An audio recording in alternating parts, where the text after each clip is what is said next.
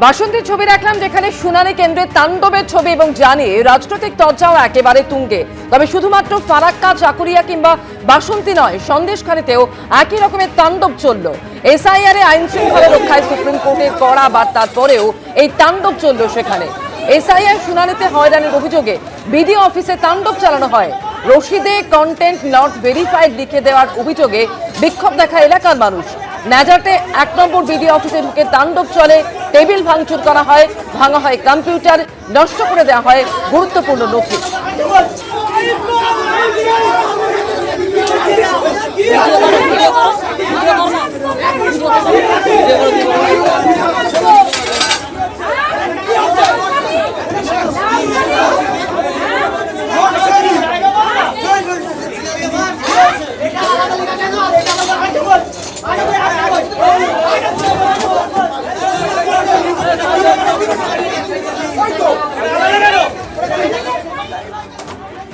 এরই মধ্যে বিস্ফোরক অভিযোগ করছেন বিডিও। শুনানি কেন্দ্রে তাণ্ডব নিয়ে বিডিওর অভিযোগ, ভোটারদের সঙ্গে মিশেছিল দুষ্কৃতীরা।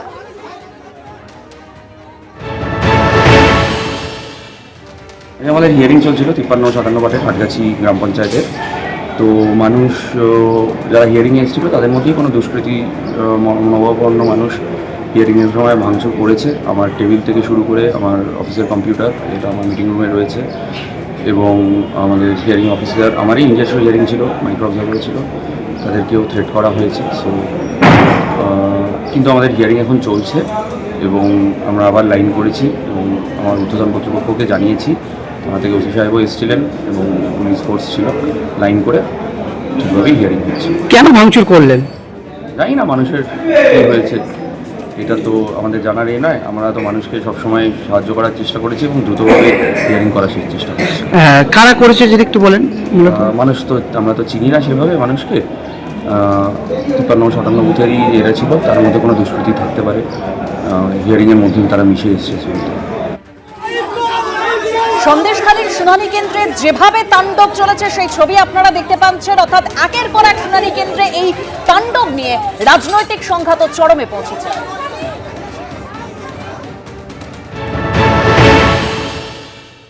আমরা যদি এই সময়কালে সুপ্রিম কোর্টের যে আদেশ, অর্থাৎ রাজ্যের আইন শৃঙ্খলা দেখার দায়িত্ব রাজ্য সরকারের, এটাকে যদি আমরা প্রণিধানযোগ্য হিসাবে মনে করি, যা সংবিধান সম্মত হিসাবেই আমরা জানি, সেখানে দাঁড়িয়ে প্রথম প্রশ্ন উঠবে যে এসআইআর এর হিয়ারিং সেন্টারে এই একের পর এক গন্ডগোলের পেছনে ব্যক্তি নাকি রাজনৈতিক দল আছে। মানুষের ক্ষোভের যেরকম কারণ আছে, তেমনি ক্ষোভের বহিঃপ্রকাশের রাস্তা এটা হওয়া কাম্য নয়। কিন্তু এই জায়গায় মানুষকে ঠেললো যারা, তার নাম নির্বাচন কমিশন। বিজেপির অঙ্গুলি হেলনে বিজেপির দলদাস নির্বাচন কমিশন বাংলার মানুষকে বাধ্য করলো এই জায়গায় যেতে। তা সত্ত্বেও আমরা মানুষকে বলবো, শান্তি বজায় রাখুন, আইনের পথে আইনি লড়াই তৃণমূল কংগ্রেস লড়েছে, তার রায় সুপ্রিম কোর্ট দিয়েছে। আমরা যেরকম রাস্তার লড়াইতে থাকবো, আইনি লড়াই তো আপনাদের অধিকার আমরা অর্জন করে আনবো। বিধানসভা ভোটে কে কার সঙ্গে জোট বাঁধবেন তা নিয়ে জল্পনা তুঙ্গে। একদিকে সিপিএম, কংগ্রেস, আইএসএফ কে জোট বার্তা দিয়েছেন হুমায়ুন কবির, আবার নওশাদ সিদ্দিকীকে আক্রমণও করেছেন। আইএসএফ বিধায়কও জোটের রাস্তা খোলা রেখেই পাল্টা জবাব দিয়েছেন। শুনছিলাম ওনার কাছে ভিডিও ওনার কাছে আছে, পাবলিশ করে দিক। বলার প্রয়োজনীয়তা যদি দেখা দেয় তখন নিশ্চয়ই বলবো। ভোট যত এগোচ্ছে ততই জটিল হচ্ছে সমীকরণ। রাজনৈতিক চাপানোতরও চলছে, আবার একে অপরের কাছাকাছি যাবার রাস্তাও পুরোপুরি কেউ বন্ধ করছে না। একদিকে রয়েছে আইএসএ, আরেকদিকে সাসপেন্ডেড তৃণমূল বিধায়ক, নতুন দল তৈরি করা হুমায়ুন কবির। কার সঙ্গে যাবেন, কোন দিকে যাবেন, কোনোটাই এখনো স্পষ্ট নয়। সবটাই জল্পনা, ধোঁয়াশা, আহ্বান। আমাদের চাই একটা ঐক্যবদ্ধভাবে নির্বাচনের ময়দানে মানুষের কাছে আমাদের আস্থা, ভরসা, বিশ্বাসযোগ্যতা মানুষের সামনে রাখতে। তাতে বিজেপি আর তৃণমূল বাদ দিয়ে যে কোনো দল ডাকলে যাব, আমি ডাকলে যদি তারা আসে। এক হাতে তো তালি বাজে না, দুটো হাত দরকার হয়। এই মুহূর্তে রাজ্যে আইএসএফ এর একমাত্র বিধায়ক নওশাদ সিদ্দিকী। সবেতন নীলমণি বিরোধী বিধায়ক। আসছে বিধানসভা ভোটে তিনি কি হুমায়ুন কবিরের সঙ্গে হাত মেলাবেন? ধর্মনিরপেক্ষ যে শক্তিগুলো আছে, যারা বিজেপি এবং তৃণমূলের বিরুদ্ধে প্রকৃত অর্থেই লড়াই করতে চাইছে, ওই ড্যামি লড়াইয়ে আমি যাচ্ছি না, ড্যামিদের লড়াই আমি যাচ্ছি না, প্রকৃত অর্থে যারা লড়াই করতে চাচ্ছে তারা ঐক্যবদ্ধ হবে। এই প্রকৃত লড়াই যদি হুমায়ুন কবির সাহেব চান তিনিও আমাদের সাথে থাকবেন, যদি সিপিএম কংগ্রেস চান তিনিও আমাদের সাথে তারাও থাকবেন, আরও যে সমস্ত সেকুলার ফোর্সেস আছে তারা যদি চায় একসাথে থাকবে। আজ যার দিকে জোটের বার্তা দিচ্ছেন, দিন কয়েক আগে তাকেই বাক্যবাণে বিদ্ধ করেন হুমায়ুন কবির। নওশাদ বেশি চালাকি করছে, সে আমার সঙ্গেও কথা বলছে, পাশাপাশি টিএমসির সাথেও সিট শেয়ারিং করার জন্য বসছে। তো বসতে দিন, যদি নওশাদ এই ভুল করে তাহলে নওশাদকে ভাঙড়ে কিভাবে হারাবো নওশাদ ঠিক টের পেয়ে যাবে। আজ একে অপরকে আকারে ইঙ্গিতে জোট বার্তা দিলেও পুরনো অভিযোগ নিয়ে হুমায়ুন কবিরের দিকে পাল্টা চ্যালেঞ্জ ছুড়ে দিয়েছেন নওশাদ সিদ্দিকী। যে তৃণমূল আমার নামে 20টার উপরে মামলা দিয়েছে, সেই তৃণমূলের সাথে আমরা হাত মিলাবো, ওই রুচি আমাদের নয়। আমি বিতর্কে জড়াবো না, এতটুকুই বলবো। উনি নাকি শুনছিলাম ওনার কাছে ভিডিও ওনার কাছে আছে, পাবলিশ করে দিক। জোটের রাস্তা খোলা রেখে পাল্টা হুঁশিয়ারি দিতে ছাড়েননি হুমায়ুন কবিরও। উনি কোথায় বসেছিলেন, কার সঙ্গে বসেছিলেন, শুধু এখনো ভদ্রতার খাতিরে সেটা প্রকাশ করব না।